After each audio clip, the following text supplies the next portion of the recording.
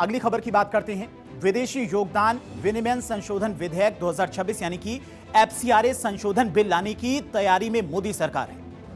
और खबर है कि मानसून सत्र खत्म होने से पहले सरकार इस बिल को पेश कर सकती है, लेकिन इस बिल को पेश करने से पहले ही कई सारी चुनौतियां देखने को मिल रही हैं, क्योंकि विपक्ष इस बिल को लेकर भी हंगामा करता नजर आ रहा है।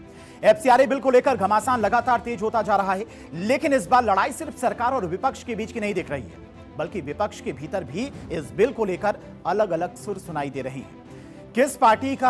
किसी पार्टी का विरोध तीखा है तो कोई इसके प्रावधानों पर सवाल उठा रहा है, तो कोई पार्टी इसके समर्थन में भी नजर आ रही है। यानी कि एफसीआरए बिल के मुद्दे पर विपक्ष एकजुट नजर आने की बजाय बिखरा हुआ दिखाई दे रहा है। इस बीच खबर है कि सरकार एफसीआरए बिल को लेकर लचीला रुख अपनाने में जुट गई है।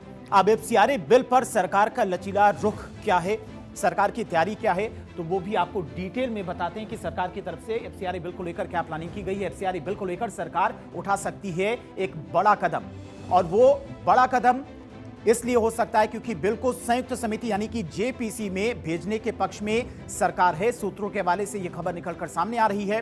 कई विपक्षी दल, खासकर कांग्रेस और टीएमसी की तरफ से इस बिल को वापस लेने की मांग की जा रही थी। कई विपक्षी दल इस बिल को लगातार हंगामा भी कर रहे थे, लेकिन इस पर चर्चा चाहते थे। इससे पहले राज्यसभा बिजनेस एडवाइजरी कमेटी यानी कि बीएसी की बैठक में कांग्रेस और टीएमसी ने एफसीआरए बिल को वापस लेने की मांग की थी। एफसीआरए बिल का खास तौर पर ईसाई समुदाय के साथ विपक्षी पार्टियां लगातार विरोध कर रही हैं। आज ही तमिलनाडु विधानसभा ने एफसीआरए बिल का विरोध करते हुए एक प्रस्ताव पारित किया।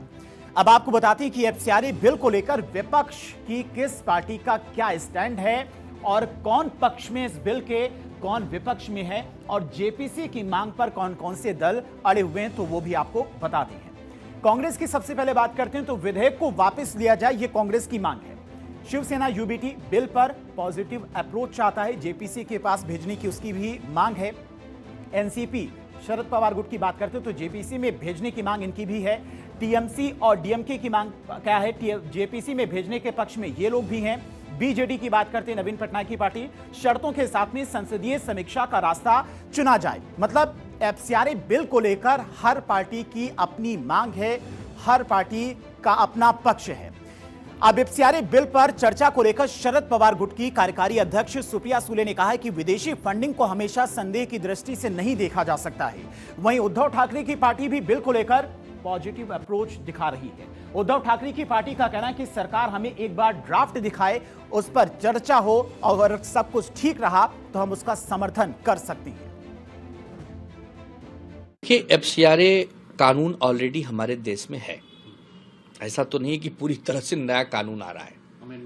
हाँ, इसमें संशोधन हो सकते हैं, इसमें कुछ विधेयक जोड़े घटाए जा सकते हैं, नियमों में कुछ अदलाव बदलाव हो सकता है। तो एक बार ड्राफ्ट आने दीजिए। एफसीआरए का कोई विरोध नहीं कर रहा है, पहली बात तो क्लियर हो जाए।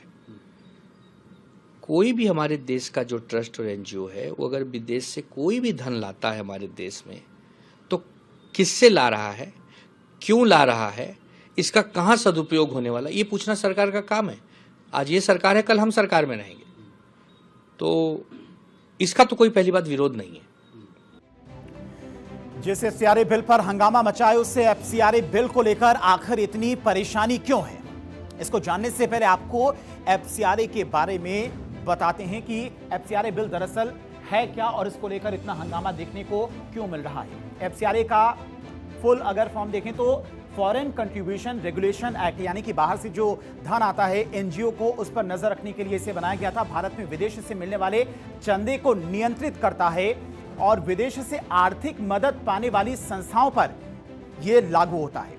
एनजीओ, ट्रस्ट, सोसाइटी, शैक्षणिक संस्थाएं, धार्मिक संगठन जैसे संस्थान भी इसमें शामिल किए जाते हैं, जिन पर एफसीआरए निगरानी रखता है। गृह मंत्रालय से एफसीआरए रजिस्ट्रेशन मिलता है और वहीं से आपको अनुमति मिलती है। इसके अलावा एफसीआरए रजिस्ट्रेशन 5 साल के लिए मान्य होता है। 5 साल के बाद आपको फिर से रिन्यू कराना पड़ता है। इसके बाद इसे वक्त पर रिन्यू कराना पड़ता है। ये एफसीआरए में फिलहाल अभी मौजूदा कानून है, लेकिन इसमें अब बदलाव को लेकर सरकार की तरफ से नया संशोधन पेश किया जाना है, जिसको लेकर हंगामा देखने को मिल रहा है। अब वैसे देखें तो एफसीआरए बिल सबसे पहले आज से 50 साल पहले यानी कि 1976 में लाया गया था और इसमें कई बार संशोधन भी किया जा चुका है। अब एफसीआरए बिल कब आया था सबसे पहले, तो वो आपको बताते हैं। दरअसल 1976 में पहला एफसीआरए कानून लागू किया गया था सभी एनजीओ और संस्था पर निगरानी रखने के लिए। फिर 2010 में नया एफसीआरए एक्ट लागू किया गया, इसमें कुछ संशोधन किए गए, कुछ बदलाव किए गए। फिर 2020 में इसमें कई बड़े संशोधन किए गए, 2020 में भी इसमें कई बदलाव किए गए थे। फिर 2026 बजट सत्र में संशोधन विधेयक इसको लेकर लाया गया और अब इसको सरकार की तरफ से लोकसभा और राज्यसभा दोनों सदनों में पास कराने को लेकर तैयारी की जा रही है, लेकिन विपक्ष की तरफ से लगातार इसको लेकर भी हंगामा देखने को मिल रहा है।